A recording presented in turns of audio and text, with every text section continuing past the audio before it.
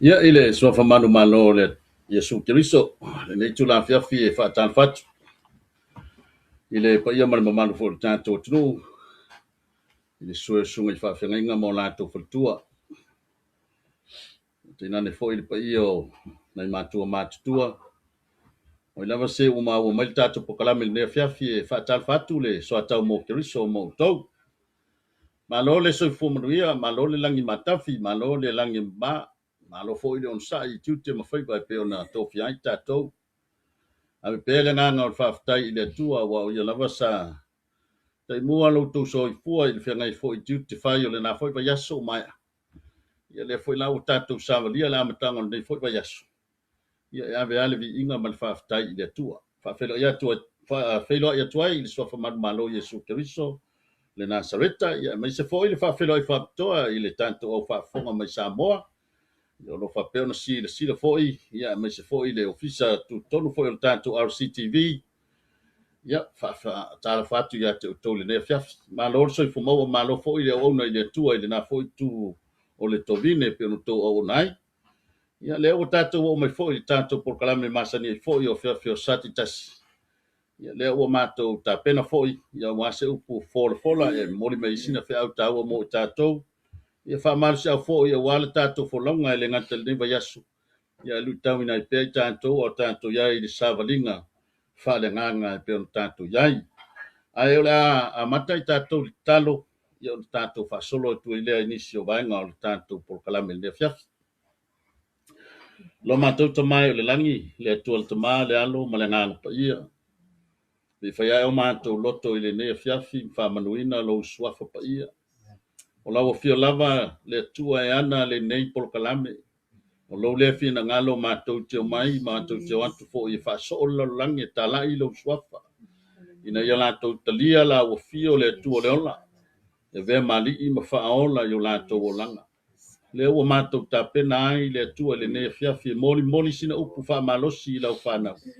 O I lava se nganga o fia maua lau fisoswani le atua o mātou tatatu. O lau upu e whetalai ia ona malo no le o le mai. O lau upu fo I e whetalai o na liu sua vai leo le nganga. O le tangata o mate la ina le ali ie o mātou wala au ianto e. Tātou au ma oe le ali ie. Iai le mana mai lo nganga pa ia tonu yo matou loto tanto ngana due fatasi malawa fio ina ia fo lau manui me uma le ne fiafi fai o le manui ia le vi inga fo ia to tu maulo vi inga fa bau ono Yesu Keriso lo matou li faulo amene e fatalo fatto fo il matou tim le ne fiafi ia o e sila mai ia o Yesu fa poponga o le matou so atau le ne fo ia fiafi ia o le fale tua fo ia tiri ana mua tuileutu ia ua ofo ina mai fo ila na fsosani e tātou te tāmomo e whaatasi si o tātou tau awe whaatasi ia le ngā luenga tālai ia pei fo i o le tāpena ina ai le nea fiafi ma le nei fo por kalame o le soa tau mo Keriso ia whaatalo whalo ia toi tātou por kalame i le tātou i le sunga le whalitua ia tili ana mua ia i le nea fiafi ma lo whaftai tili whaftai fo i whaavanoa lo taimi ia o mwhai e ona tātou so tau au whātasi le nea fia tātou te momoli le fia ngopa ia le tua whātala whātui fōi i le tina nei fōi tina ia tusi mawhiti ia malo le on sa malo fōi le fō lau manuia ia whaafitai wa tāpina ina fōi le nea fiafi ia tātou te o mai ai se soala upule se whi au mai leri ia e whaamalusia ai tātou ia malo whātala whātia te o malo le soi fōi Mano se po mawa ila sunga le awa. Patalo pati po ile pa ia malimang malo sa mo poto mfaina mau mali ni pasal lamo ya tia le awa me falo alo ya to be a part of the team tonight ya mi ele to ya vano ya malo se po mawa malo langi ma. Hello, so familia. Ya, ele manatu le fiafi o la tātou watu sina matau fo I wata penaina. Ia tātou te whasoa ia ele ne fiafi.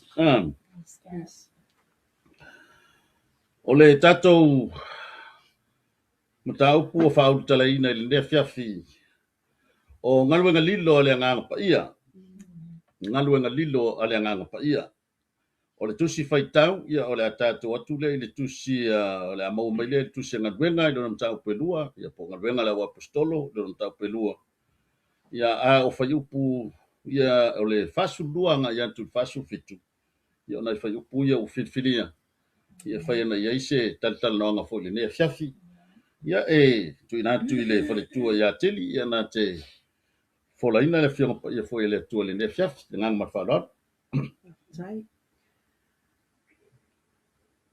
Ua tu mau pe i latou le mataupu o le au apostolo ma le mafuta fa'atasi ma le tofitofiga o le areto ma talutaloga. Ua o'o fo'i le fefe i tagata uma. Ua faia fo'i e le au apostolo va'avega ma fa'ailoga tele. Ua fa'atasia fo'i e ua fa'atuatua uma lava. Ua tu'u tele a latou mea uma lava.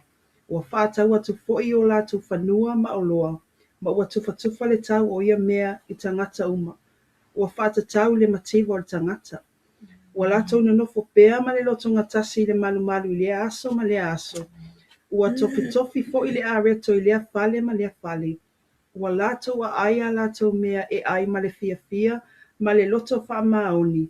Ua latou ili'i atu i le atua. Ma ua alofaina e le nu'u ma lava. Ua fa'aopopoina i le ekalesia e le ali'i aso faiso'o o e ua fa'aolaina. ia fa'amanuia le atua e tusa ma le faitauina o lana fioga paia ia te ia pea le ve'iga nei maso uma e o i le fa'avau lava amene ia pea ona e silasila atu i nai vaega o le tatou tusi faitau ona ua amata ona move le agaga paia na uiga ua mae'a le taimi sa fa'afeiloa'i ai e le au apostolo ia po peteru fo'i ma i latou uma sa talia le afio mai o le agaga paia i le lalolagi ai aua ana se'i o tatou ola i titi ai tua po fesa iai le agaga paia i le fegaina tuai auā fo'i i ana matafaioi o ana galuega sa fai ia po ni ona tiu te tau'ave ai pe fa'amata e mo'i fo'i sa iai le agaga paia i le fegaina tuai na foliga mai o lea fato'aloa'ia lona taunu mai i le lalolagi ia ai manaia se'i o tatou matamata i le amataga ma le talaina o le tatou mataupu ia le tatou oto i le'i nai faiupu ia i se taimi mulimuliani ia ai se'i fa'asoa atu le matou timi lenei afiafi po le a fo'i sa latou fa'asoa e tusai ma le tatou mataupu i le gaga ma le fa'aloalo tusi o le asou silasila iai o feasa iai le agaga paia ia o ai fo'i ia ua tā'ua o le agaga paia le alo na matafaioi ia le gaga ma le fa'aloalo Ili ia le ali. Praise the Lord. O le anganga pa ia o se tasi o persona o le ainga atua. Amen. O le atua le tama, le alo, ma le anganga pa ia. Na alo mo le mau le tusi, sa awai le anganga pa ia le fofoina, e le atua o le lalolangi le amatanga. Fai mai le kenese le lua i tusi o le tusi pa ia, kenese mta apu mua fai po e lua. Sa so ona nunumi le lalolangi ma ua ngao ngao. Sa ufitia fo'i le moana i le poliuli. Na whengao i o ia i fo'i le nganga o le atua i le whangatai. Amen. O loo whaamaunia mai fo'i sa iai le nganga pa ia i le whianganya tuai. Pea ona ta ua mai le tatalo ta vita. Fai mai na ta ua le salamu e lima sfuma tasi fai upa sfuma tasi fai mai. Aua e te la fua ina au yo luma. Aua fo'i e te avese ina lo wanganga pa ia. Ia te au. E ui ala sa iai i le whianganga tuai. Hallelujah. Praise the Lord. Ai sa le ialo na fio mai le lalulangi. E se ia o lava i le taimina toe a fio atuai e sui le langi. E mana tua fo iwa iunga matili. Au ta pena ai e sui a fio le langi. Sa ia fetala i atu i ona so. E le mawhai o na fio mai le anganga pa ia. Pe a o le anu ese. Na e fai mai le Ioanes fulma leono fai upe fitu. Ai peta ia au, o le upu moni lava o te whai atuai i ate o tau. E au ngā i ate o tau pe a awalu ese. A wā a whai o te le aru ese. Ia, e le maliu mai le fsosoani i ate o tau. Ai a whai o te alu. ia ona o wina mai lea ia te utou. Ia Praise the le Lord, ia pei o se ma tango fia le Ia fa le so le, atu mo di sa fe nga yo ya i le nganga pa ia o le tu le ngat wenga le nganga pa ia ya sa yai fa tasi ma le tu tama i le fauina o le lalo langi le amatanga ia i le fofo ina pe fo na ia i le tani matango fia le fe fe ala sa i linga tidi o le asa fa so tatu mata Whaftaila vai lau sunga lea o vai o ua. Ia o lau tali. E tali tono i le se senga ma le manatu fo o le whaletua ia tusi. O le nganga pa ia, o le persona no tolu, ia o le sosoani lea o le atou a mai mo tātou. E whai mai o le nganga pa ia, o le wha mawhana whana, o ia fo e sosoani te mi tātou te vai ai. Ia, o loo moli mau fo le Ioane alo na mata upu mua fa ipu mua fa mai sai le amatanga le upu sai le atua le upu o le atua fo le upu o ia lava sai le atua i le amatanga o le winga o le fa upunga pei o i le fa ata mai ai o le atua o le upu o Yesu a o le nganga pa ia o le atua sa nga lue fa ata si ma le upu ia ma le atua pe o tol tasi le fo ita ua mai i le kenese ma ta pu mua fai pu mua fa mai o le nganga pa i o le atua sa ia fausia ai le lalangi sa ia fa nga ai nai lo na poto mo na malosi e fausia ai nei le lalangi o le si ia o manatu fo i fa popo ai e o mala taimi nei the Holy Spirit is in us o le ai le nganga o le atua tongi a te tatou o le anganga foi o le atua o le tangata he's a person mawhai ona e te ena e whai pina talia o le whitwhilinga sa o loto a oe lava ia o le anganga pa ia wa mai le atua mo i tātou e talia tātou e mawhai ona fisosoani e wha amalosi e wha amawhanawhana e pe ona whetalai e sui upu sa ia whetalai e le auso le foi mawhai ona whai e tātou ia ngaluenga ma wha amalolonga ia ma sose mea lava ia e beo la o tali atu lea i whawhisi. E matau tia le ngā ruenga ma le tā ua o le ngāng pa ia. O le ngāng pa ia fo i le tālo Yesus. Ngā nao lo fitala Yesu vai mai e. Le ia le upuleanga i seisi a ua te upuleanga i le ngāng pa ia.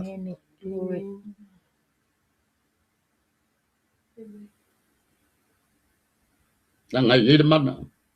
E le foi se situ atu le ngāng pa ia i le. E to tama le alo ma le ngāng pa ia. O le mana le ngā o le ngāng pa ia. Ma fitalai ngā Yesu ai se fai upu. I le antali i o tangata. E wha māngalo ina lea. A o le fai upu i le ngāng pa ia i le wha māngalo ina lea. I le o langa nei po le antali. Ma i o le te leo le tā ua o le ngāng pa ia. E o naua iei wha maninga o le ngāng pa ia o le tasi lea o persona. Bena talatala no fo timi le lea fiafi. O ia lea sa whenga i o iai le taini na wheta lai ai ia le atua. O Yesu o ia leo le upu wheta lai mai le fofonga o le atua. O lana lea matafa ioi sa iai le fofoina o le lalo langi le amatanga. A o le fausiaina ma le tino mai o mea. O le ngaluenga lea le nganga pa ia sa whai. Whai mai sa whenga i o iai lo na nganga pa ia. I le whangatai. I o na tino mai lea. Te lela se matafa ioi ma le tiu te sa whenga i ma le nganga pa ia. I le fofoina o le lalo langi mai le amatanga. Le sa ngā lulue whaatasi ai le tuatama. Le alo ma le nganga pa ia. Pei whaana mori mau le neia fiafi. Sa iai fo i le nganga pa ia i le toa tele o lo mori mau mai tono le whenga ina tuai. Mai tana eskelu na avele wa o le nganga o le tua i whea ma whea.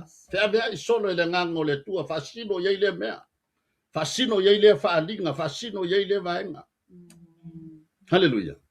O le anta manino le nā o lo whapea na tala noa ai ia le tuspa ia o whamauninga sa iei le nganga pa ia i le amatanga.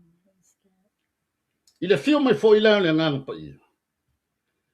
E iai o na i tūtau langi po o i tū fo i na whio mai e so soani iei le ngaduenga tangata. Ia e ta ua e iei mea vaenga e ta ua e na saumana mea lofa.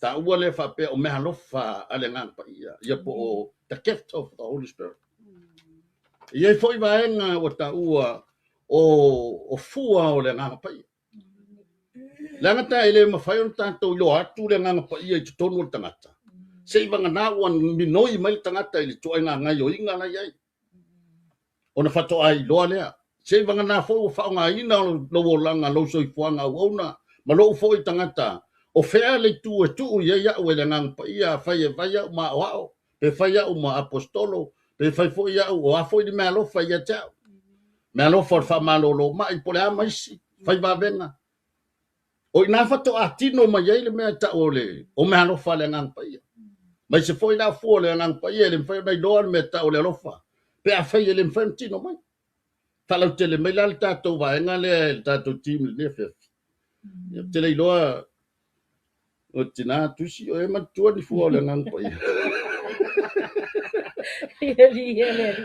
va so mai le fe na e tu mai le tu sia kala tia lo na mata apo lima fa i pelo sumba lua na o ina na ta o mai fu le ngang pa ia mai ole alofa fu mo ole alofa lo na lua oli tolu ole file mu ole onu sai ole mata alofa anga lelei fa maoni anga malu malele nga o ia fa mai o me o manai le fa le fa tua ia me fa pena ia me si na te man tu a fo le lo fo le nga pa ia ia tili o ani me alo fa o e man tu a o le nga pa ia tili fa man mo ta tu te yo tono ta tu tau o me alofa le ngang pa ia o pe o le perafita o le fai papatisonga o lo le upo le atua o fai fa malulunga ia o le tele yo me alofa le ngang pa ia pe fai ona amen lenga te fa malulu mai e te launga ina wa ia te ole le whaunga le atua e te launga i le upu. Ia maua e aveo e se wha malo si tangata. O mwhai ona le se whiwhi a te oe te tautala i le upu moni. Ia o pei o ngā luenga ngā le nganga pai e mwhai ona i lolo o iei mea alofana le atua e te oe. E le mamalu i a te oe te tautala i le upu. E wha mamaluina oe le atua e tautala i tangata. O mea alofana e te iloa ai, o loo ia te oe le ola whapa ia ina, o mea umana e whatua le atua i o tātou wola. Tātou te au nei le atua ma tautua atu mo ia. Ia o lau tātou le no e whapisia. Matango fie le. Pe ona o awatu le tau tala tala ino tātou matau. E le mwhai ona iloa le ngang pa ia sin wanga nā wa tino mai. O le tino mai la o se ngalu nga no fai te fai ona i loanga le ngau fa ma ite le nga pa ia le me le lo fai tono lo roto fai fo o vala wina o e o e ma o ia o le na foi vai nga o fai me lo fai le nga pa ia ia te o le apostolo o le profeta fa malo lo mai fai va venga o fa le wina ngana vai nga uma fa pena o me lo fa na ele me fai la ona i doa pela ona o mai le tatou mata upu le nefia fi o ngā lilo nā le ngang whai. Se wanga nā ua minoi le tangata e wha ngai oi. Rona winga lao le fio mai o le ngang whai. E te lea le so swani le tangata na te wha ngai oi le ngang whai. E mana umia tatou, mana umia tangata, e mana umia lau whai ngā dwenga. I le fio mai fo i o, e ei le walo anga a Isaia, mana ia fo i na o tau iai. I le fio mai o Yesu e ei whamanianga na sau mai Yesu o whamanianga i o mea lofa le ngā pa ia na fio mai mai Yesu na e walo ia mai fo e le tuse Isaia suma tasi Isaia Yesu tasi fo po e lua lo iei upu whapea e fio mai ia te ia le nganga o Iova o le nganga o le poto ma le mafau fau o le nganga o le whatonunga ma le malos o le nganga o le malamalama ma le matau ia Iova o le na tātou malamalama umai le iai o Yesu i lalulang o ia o tangata mi o tonu ato toa le iai vaenga ia na valo ia Isaia ia pe o se tatala o se tala ina le na o tūlanga fo le tātou mata upu ia le la tātou atonu la le o si le fia mai loa le winga moni o le whaulu tala ina o le tātou mata upu le nea fia fia ngaruenga lilo o le nganga pai Dona winga mana umia tato e fa nga yo ia le ngal wenga leng sa wele ngang pa ia. Tonu la tato mata upu. E ona o tala no atu fo yo le o mai a ia le taimi sa talia lo ia i le au apostolo. Pe ona ye Peteru mai lato uma sa awai. Mata lia le fio mai yo le ngang pa ia le aso pa le o le afu ne yo le baptist o le tau saminga o le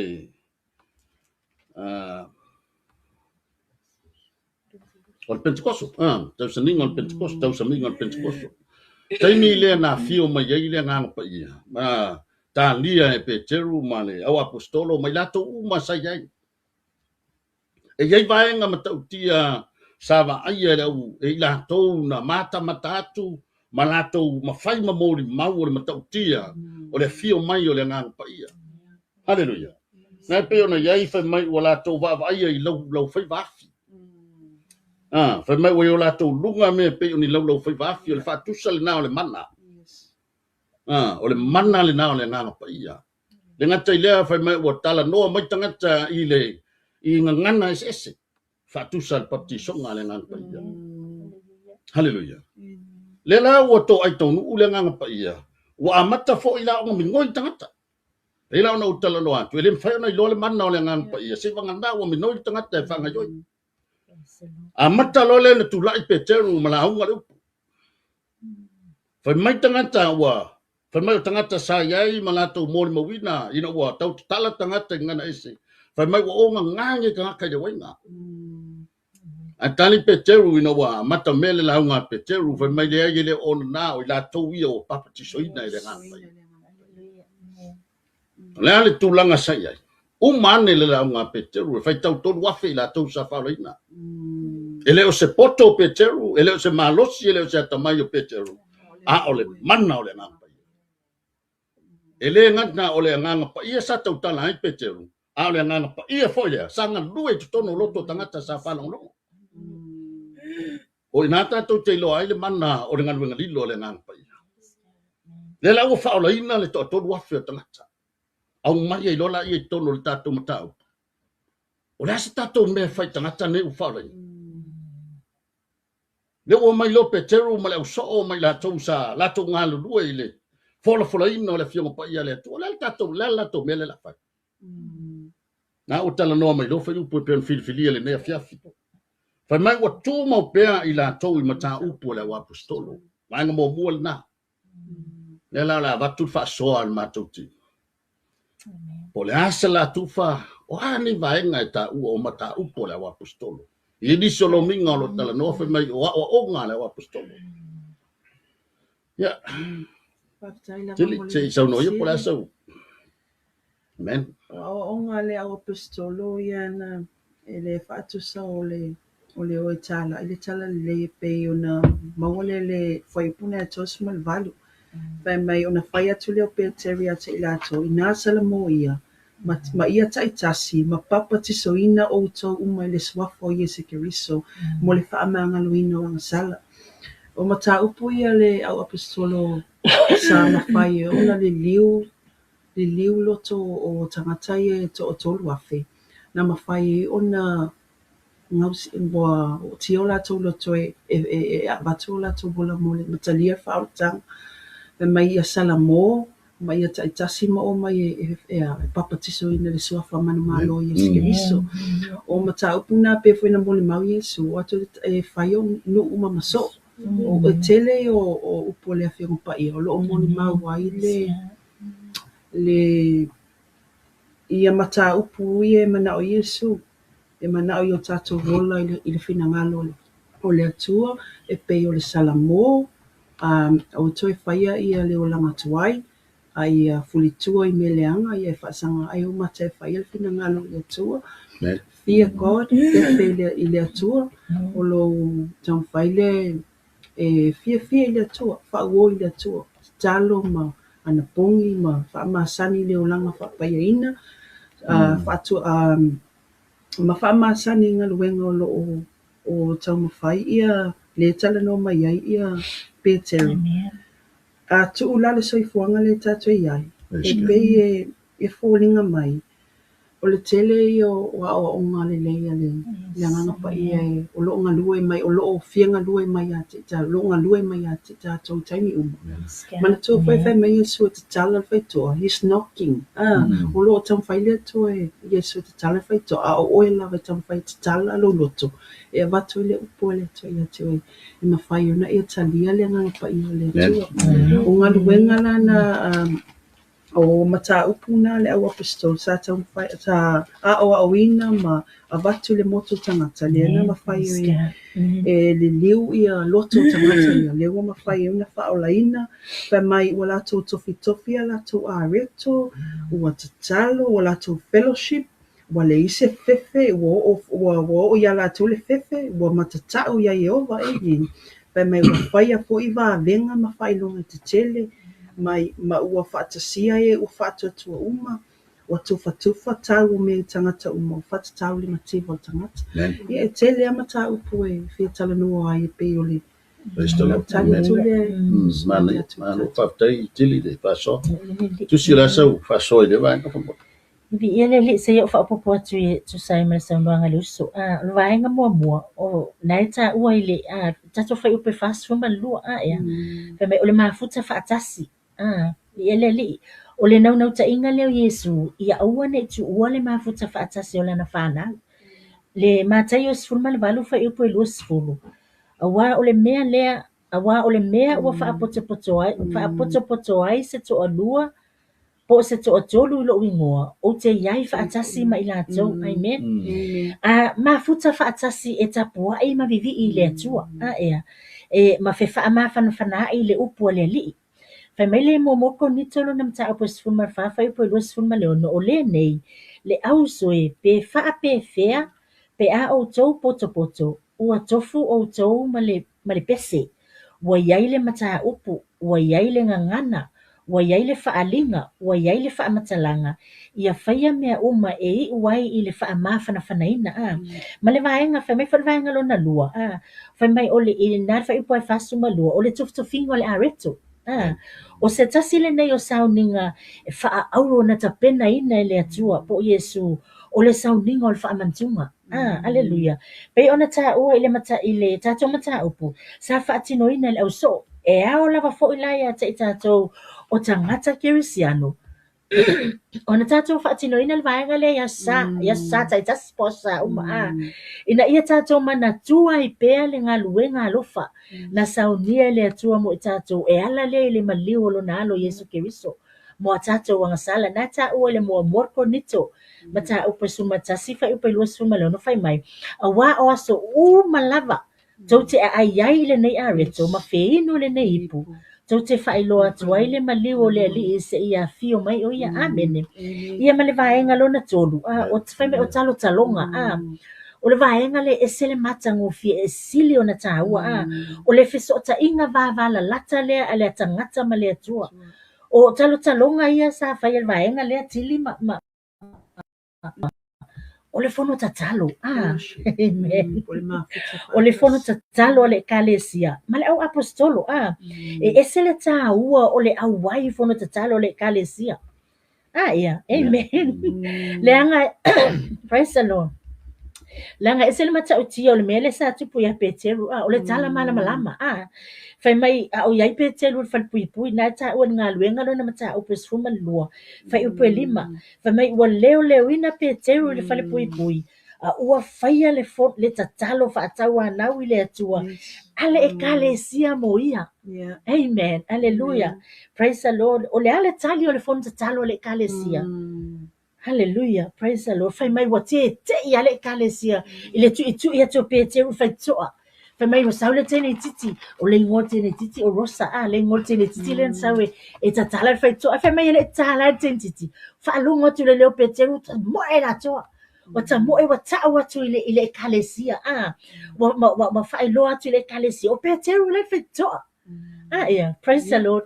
Fai mai ibo evalea. Le tala le kalesia. Praise the Lord. Fa me o fi na o tu pele tene titi. O Peteru le tu le toa.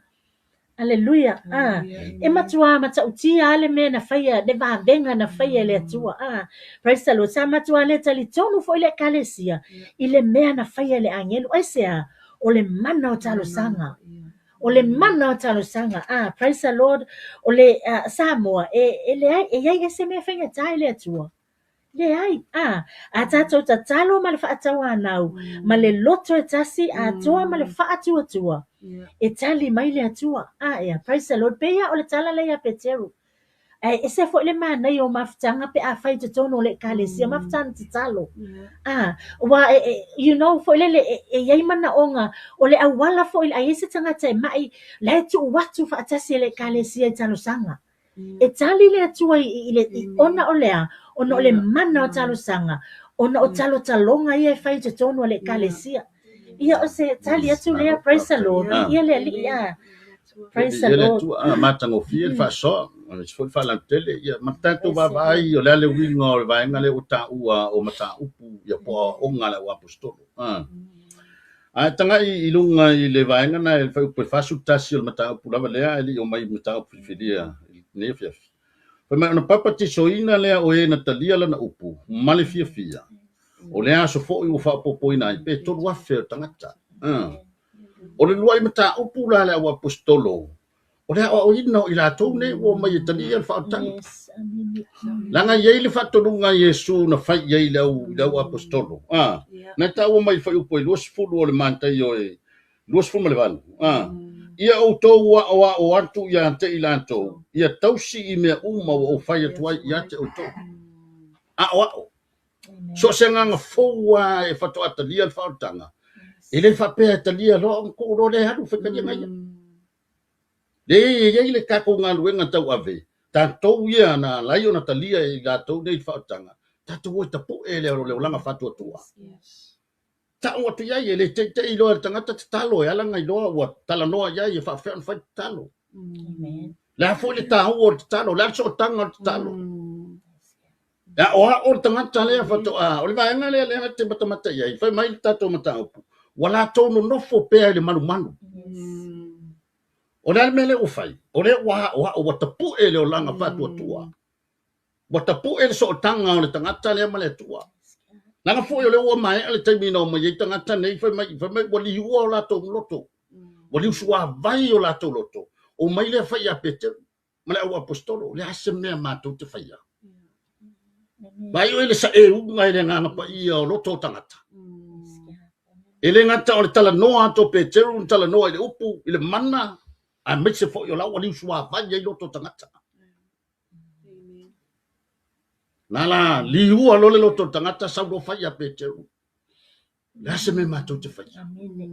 Mai Peteru salmo. Papa ti soina o to. Ona fo ina le ya to o melo fa lilo le ngang pai. Dona winga o mata upu mawa o ngaya. Tapu ele o langa fatu tua o tangata fatu atalia falta. Ringo tātou nei o lo o tālai leo.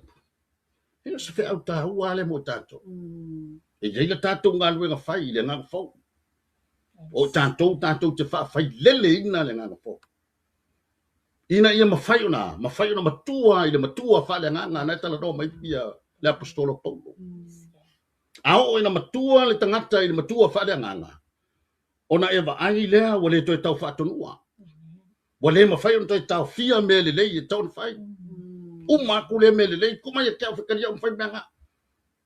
Uma kule me le lei, aisa, langa lau matua le matua whale nganga. O wha upenga ina, o wha mea lofa ina i le tua. O tuu iai tutonu i le tua, le mana lilo lea ngā lue hai. O lea ngale nao le nganga pa ia, mana ngā lue ngā lilo i tutonu le loto tangata. Hallelujah. Tatou atu le whawhen tatou i loa.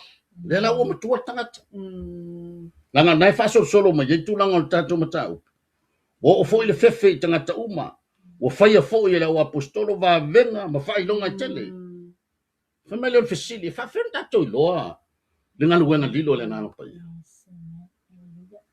Now let's so tadi tusi le vai ngā tatou matau. Tatou te loa le ngā luenga lilo le ngā pa ia. na o tatou ai atu tupu le alofa i loto tangata. Mm. E ngā lulue ai. Amen. Ua le toi whaafiti i mea whai le ekalesia. Hallelujah. Ua le toi langona se whaavaivai. Ia so se mea la vai whai tono le ekalesia. E mua la vai wharasa. E fia i taimi uma e alu ai mafutanga a le ekalesia la whai. Ai sea. O le ngaluenga lilo le nā, o lo ngalue le nganga pa ia. I tono le loto le tangata. Ua o toi manatua i lava le upo le pesea. A statu fai fe au mai unga o le sunga mai yava oka fai mai i le popo fo o le fa o le tanga ma le taimi o le rua ia lofa o tangata i le atua a o ina mafuta tangata fai mai wa le fia o le fale e le pese na ese le manai o le pese na al mato fai fe au sa fatu ina wa leva. Hallelujah. Praise the Lord. Fai mai wa fia tangata e mafuta fa atasi tali e fa atasi a fai fo ilani to ona ele kalesia fai mai ona tangata ele ni ta avale ai o mai le train e mamao yo le mena no foi e o mai le train malato ma pole pasi e o mai malato ulo mea ai. Hallelujah. Ona olea ona ua tupu le alofa yo lato loto e au nai manga lulue ai ma fia ai e mafuta i whanau le atua e le ngata fo ilai na fia e mafuta ma tupu le alofa ai fai mai le fai upe fast food ma le lima fai mai le fai upe fast food ma lima tatou mai ua whaatau atu fo ia lato whanua ma o loa ma tufa atu ye matitiva e ese le mana yo langona e tupu mai le loto le tangata ua whaatu mo ina le nganga pa ia. Hallelujah. Praise the Lord. Wana fai unga o mai fai. E fai me te tonu lona loto atoa. Malona loto talitonu, malona loto fatu atua. O le atua na te toi fa amanuia ya te ia. Fai mai le tusia ngā luenga lona mata au pe fai pe tosu malua. Fai mai ua le fa apea ne lava. O au mea ia. Praise the Lord. E fai mai ua tu utasi, fai mai ua tasi lava o lato loto. A ua wha ama ite le nganga pa ia. Na ia lato faya mea sili mo le alii. Praise the Lord. Hallelujah. Ua o toi mana tua ai fo ilai le nei taimi Ia si o mato ainga sa moa I na yo mato grandparents o mato na yo mato si o mato tama. Sa whaapeo na ofo I na atu le mato whanua. E fa atu le kalesia I te tono le mato no. Ole, ua o ta ua le vaenga lea. Ona e sele le tāua ona e relate le leile tatou mata upule tatou tala noa iai vai onga matili praise the Lord. Ma o I fo na au mai ai lota loto le ina fo I vai taimi le nau o mātua le nau o latou loto I le ngaluenga le atua e ofo ai le taimi le ngata ina avatu le whanua wa maoti wa avatu ma le kalesi o whau le malu le ali. Praise the Lord. Ia whapea fo I taimi lo taola I fo lava ta ita tono mātou ainga I Samoa. E tinga lava na se homo ulu ma le miti. Hallelujah. E whai mai ala mātou mātou mātua. Oe avele metau sami vai whea. Ai na le umu ulu ma le miti. Mātou te mama wai. Sat tauna I se mele nei avele metau sami vai whea.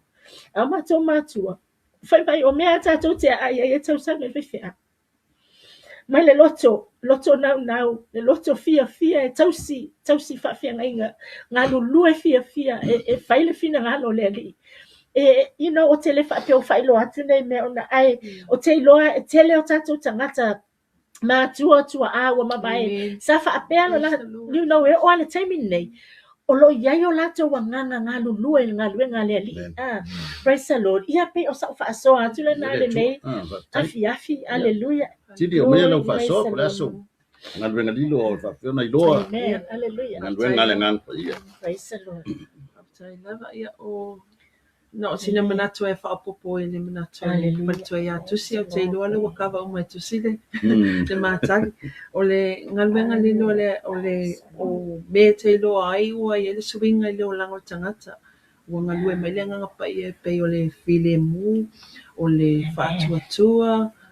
whaatuatua I me le vai o lo ngalue le te le vai I le atua. O lo talitonu le upu.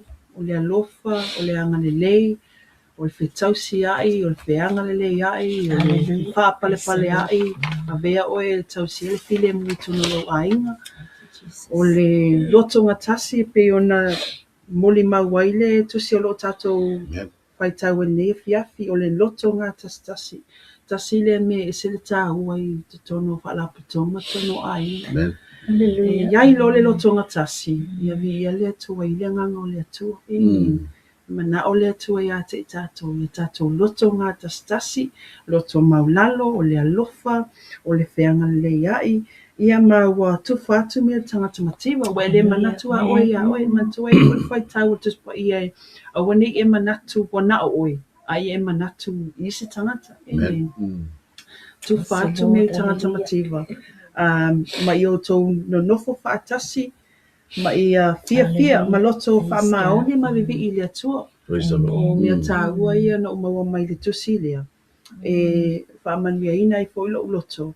Ma o te iloe te tonu o ia e whaamanuia ina i fo sisi o whaafonga ma le litu la. I ngā luenga le ngā pa ia. E ngā lue mai a te tātou. Ia o na o sina o kōta le fia watu ai fo.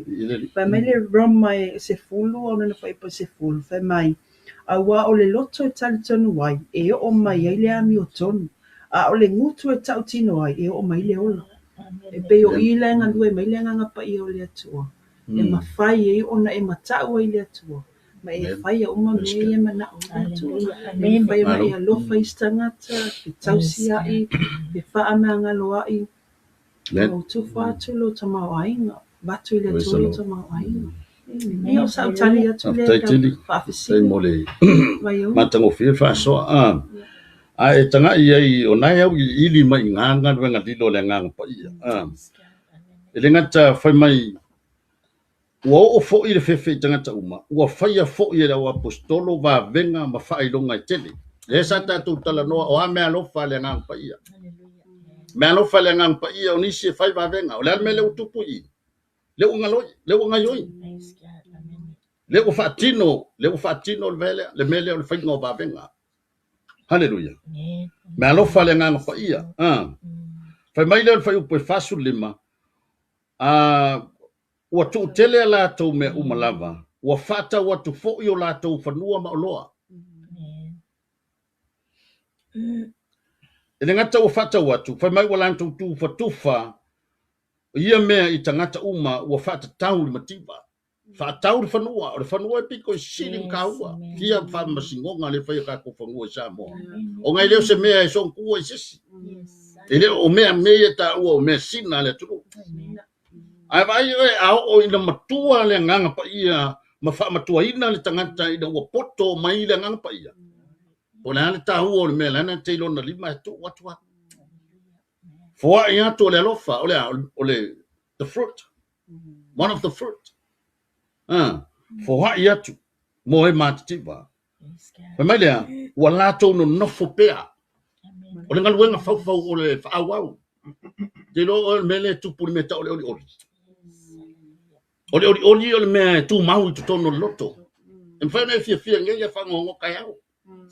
Ai a whai o tangata oli oli. E tu mau.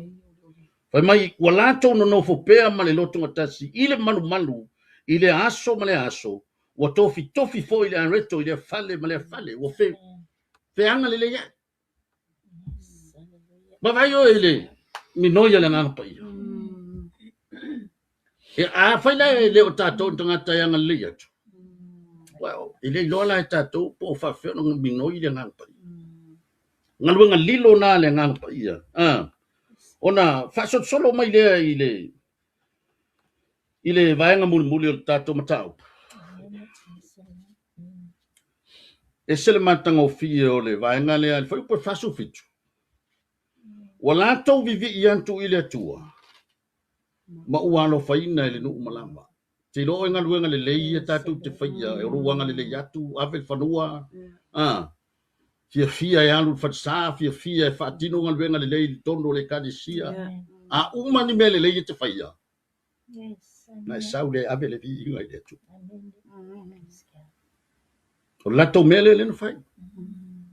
Wa uma ona lato whaia o inga luenga le lei uma. Fa mai le fa pe fasu fitu wala to vivi ia tu ile tu. Hallelujah. Praise the Lord. So se menta to te faia ile ngaluenga le nga pa ia. Awana ngalo ile oi. Langa ole mea wo fama itele ile nga pa ia to no lo loto. To anga I font talo. To anga me fai loto. Fai le mea. Ole me wo fama itele nga pa ia. O ndala le fai mai ai. Hallelujah. Fai mai a uma fai mena. Na lule avela vi inga ile tu. Hallelujah. Praise the Lord. Hallelujah. Ile ngata I vivi ia tu ile tua ma ualo fai na le no. Hallelujah. Ese fo ile mata ngo fio le vai na muli muli. Ah. Fa popo ina le kalesi. Ele li iaso fai so. We o fa le. That's the main point. Praise the Lord. Amen. Tanga ile sia ngata tu te. Alanga ai mata to wo e fai le male male. Ai le mfai tupu tato ngabe. Amen. Hallelujah. Ya, watu ila utim le ne fiaf. Ola sela to faso. Ya ona. Fa wo ile o faso mulu tato. Hallelujah. Men. Mantua po e femele o polito si e o luenga mal fatuatua. Ele mwhai mo tato tala I atu mo tato not le tau lava ai le ise ngā luenga. Ele foi se fatuatua e o lua ia me lua na whai ona. Whaatino le ngā luenga le ngā pa ia.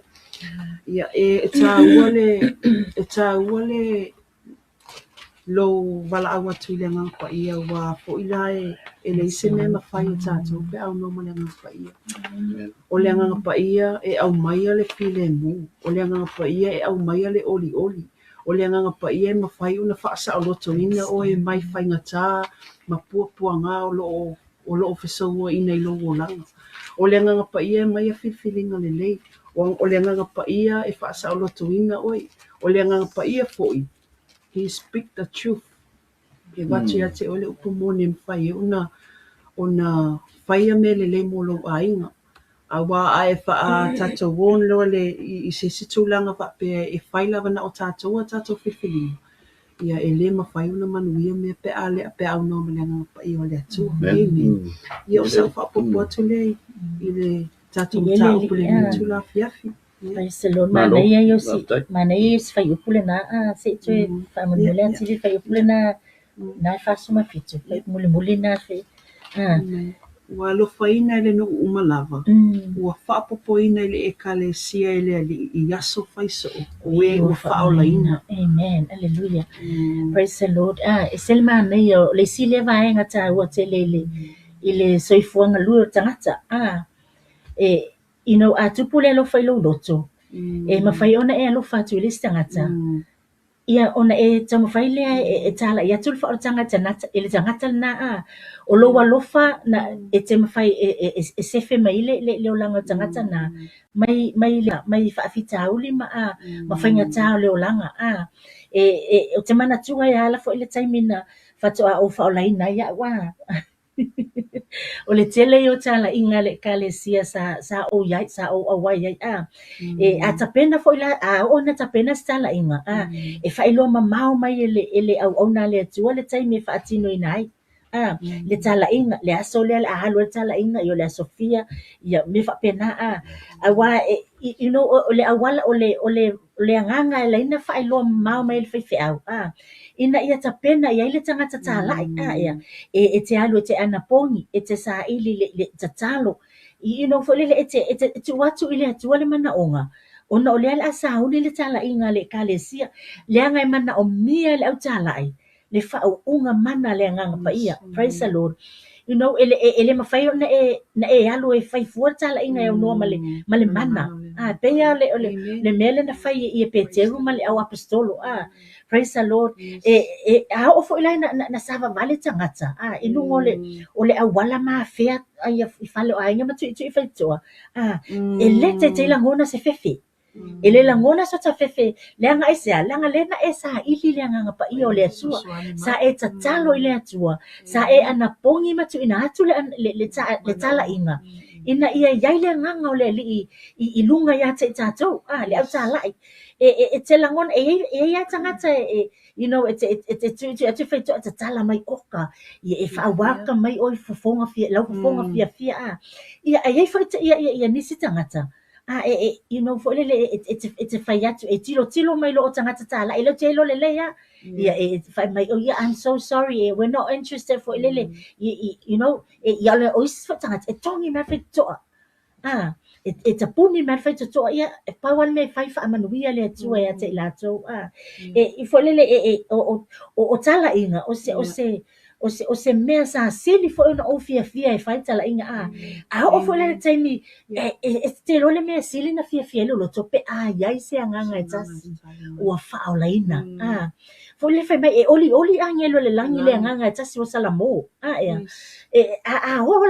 o lo le fale sa o mal o tala e watu you know e fai tau tangata na faolaina i le aso e ala le tala inga you know o nenga luenga uma o le ngaluenga lilo le ale anga pa ia e lo se vi ingo le tangata lo you know ona o le alofa la watu le nganga le tu ia tu te alofa ia te le tala i faolaina mai la tangata fa asao mai nei la tangata mai le anga salama ma ia langa pawalo la walo tato le ola fa Samoa o le ui atu i o le talia o Yesu Keristo e le mali ma faola le soifonga tangata Paulo le awala tatou le ola fa vau praise the Lord hallelujah ia pe o sa fa so atu le na tatou ia le li praise the Lord matango fie le fiafi e se le matango fie o fa ngol tusi le ta pelua le roi ngal renga le ngal pa ia o le manu no tine o le fio mai o le ngal pa ia i lalangi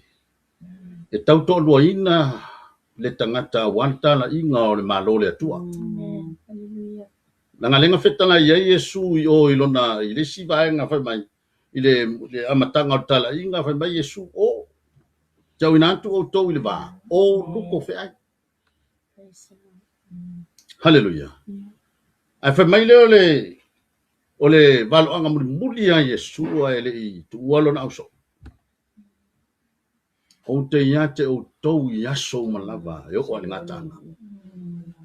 O polo misi ne a Yesu Keristo na tu ina mai i le o apostolo. E mori mawina ai o lo o iai le nganga pa ia o lona le ngā luenga whai. O le fiso swani i le auso. E le ngata o mai le toa e tau tala ai.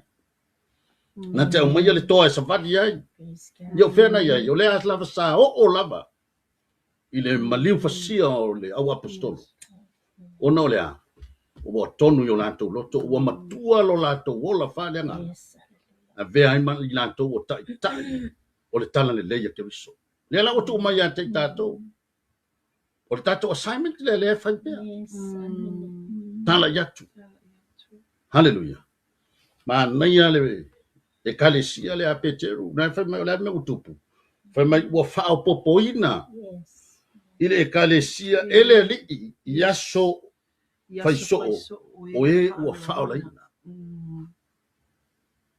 sa moma le fa fonga le fiafi le wo mai le ngol tato mata o se tau langa ale por kalame le ne fiafi ele ngata o tato ua faola ina e yai le tato pitola au le ngaluenga le tu ngaluenga o tu ina mai Yesu Keristo o lo tonu fo ia te tatou le nganga pa ia so ani ia te tatou to ina pata ina i tatou fa man lo si tala i le swafo Yesu Keristo e ia fa ngata ia fita ia fa fita uli ala nga fa ngata o le tatou le mata fa yoi o tu ina mai Yesu Keristo tatou te o fa no malava mso papatiso fa malolo hallelujah talia le fa tanga o le tatou le ngā ruenga whai. Le asau whaafonga sa moe le ne fia. Ngā lue atu le ngā ngapa ia o le atua, e pēo na tala noa iei le ne fia. E nā u ngā atu Peteru, e whamau wa liu sua vai loto i la tau sa whanongo ai. E le ngata o le mana lea o lo tau tala tu ai, le tangata tala. Ai te tono na fo i o lo ngā lue le ngā ngā o le atua, te tono i atu ai. Amen. Na sa fa fonga le ne fia. A fai ona te fa fonga mai ai le fai tau tinonga. E te talia ina ai Iesu Keriso e vea mali ma whaola, lola. Praise God. Na si fautuanga le porkalame, a whai o na o fautua ina o ele ngana pa ia. O le fiafil nei, e iei loa vanoa. Amen. E maua loa vanoa e te talia ina ai Iesu Keriso e vea mali ma whaola. Ma tau te fia fo e whai te tana o le whaota. Amen. Hallelujah. Ai tu ina atu lea vanoa wha auro le ne ia te oe. Te lei lope te au ia tai au. Amen. Te lei lopo a mea tutupu i le pole nei. Amen. A le ua e ua tu lo fina ngalo e le nganga pa ia. Praise God. O le fiafili nei e te talia ina ai o Iesu Keriso. E vea mali i mau whaola. Amen. A whaila o le nawa e ioe o le a e whaia la e talia ina le te talo o whaotanga. E a vea Iesu Keriso e whai mali i ma whaola i lo soifua. Patia o e angelu le langa. Amen. Glory. Ai whataitai mai upu nea le te talo le a mātou whaia le nea fiafi. Te whataitai ai. O lau lea tau tinonga. Amen. Hallelujah. Langa le sa mori maule tu se pe no faita wina e Jesus. to fine fo le ne fiafi. E tali tonu le loto. Ona ngana mai le ngutu. Amen. Hallelujah. Tau tino le ngutu. Praise Ona o mai le ole a. Ole ola. Le la le a faita talo le fautanga. God. Tina tu le tina ya tu ya na te faita talo le fautanga. Amen. Praise the Ya Lord. e mo ini o fonga. Fataitai mai upo le tano. Ya o lau le tau tinonga i le tua le ne fiafi. Hallelujah. E te talia ina Iesu Keriso e vea mali i faona. Amen. Tato talo. Whaftaitele Yesu. Te tele Iesu. O au o ilo nei. O au tanga sala. Mau o lo ni o au. Ma o mauti no foi wana o lava Yesu. Mau tino fo i na o la Iesu. E te mawhai ona whaamangalo ia uanga sala umalava. Te mawhai na wha na lo wang sa. Ma o le taimili nei ta ma. O te tatala ina atua ilo nei loto. Ina ia e fio ma iai. Ma fio tu mawai. Ma ia e whaia lo nei o langa. O se o langa e manu malo mo o Yesu. I ia lava o e whaavavau. Amen. Praise the Lord. Mātou te vi ia o e tamaa le nitu la fiafi. Mātou te whaanene ina lava la wa fio tamaa. Wa e whaafonga ina le neia fiafi tamaa. Le tatalo atu ai lau whanau le neia fiafi tamaa. O i se tasi sa ia whaia le nei tatalo le li e mailona loto fotia ifo mailona loto fia ua talia o e le li o leola. Tatalo i lau a fio se e whaamanuia ia te ia neia fiafi tamaa. Whaamanuia, whaamalo lo ia te ia whaamanuia i mana onga o lona loto tamaa. Tatalo ia uan ia tuli loa ina pea le mana o lo wanganga pa ia lona tangata le li ie ina ia awana i toe manu malo le li o le lalolangi ia te ia. Tamaa whaamanuia fo isa tasi o ai fo isa tangata ua whaapea ona langona le whaavaivai a ua toe whaia le nei tatalo i toe whaafawina le maafutanga ma oe tamaa. Tatalo ia whaamalo sia pea lona loto lo mātou atua. Whaamanuia oe lau whanau tamaa oe na tatala ina o lātou loto i talia oe le li o leola le nei a fiafi. Whaamanuia fo i tamaa o ai fo isa tangata o le a whaalongolongo i se taimi o muli mai ma tatala ina lona loto tamaa. Tatalo ia iai lau whaamanuianga ia te ia lo mātou atua. Ia o le mātou tatalo le atua. Ia whaamanuina pea lo suafa ona o Yesu ala toa ila mātou tatalo. Amene ma amene. Li ele li ia iai vaenga e whaamalo sia e pelo langa au nei le li a whaamalo sia ai oe ina ia tupu pelo fia i le whaalatanga le li leo e talia praise the Lord o vaenga mua to anga e whaitau lau tu spa ia ia o le whaitau tu spa ia o le wheta lai mai leo le atua ia te oe e alai lo whaitau o le upo le atua o ina o lo wheta lai mai ai o ia te oe le me te tau na whai o le vaenga lo na lua to anga e tatalo. Tatalo i leo noa, tatalo whaatawa nau ea. Praise the Lord, o le lua wheso ta inga le nā ma le atua. E te tatalo atu i lo tamai whaafafonga mai ia te oe. O le nā ua lua wheso ta i ma le atua. E ala i le tatalo ia ma le vaenga lo na tolu. fia mo limau Iesu se tangata le ana e talia le faalatanga le fiafi nei fia la tu ta watu le swafa leo Iesu i se sia tangata na te le iloina le li a awa te ta ua le ngole lotu awa te faapea o te sau mai le assembly o te sau mai le e fakasa o te sau mai fea le ai awa le ta ua le ngole lotu le anga e tele sa o le malo le tua le ngole lotu a o le moni o Iesu le ilo lotu o e taliaina o le awala le na e te alu i le ola e faavavau.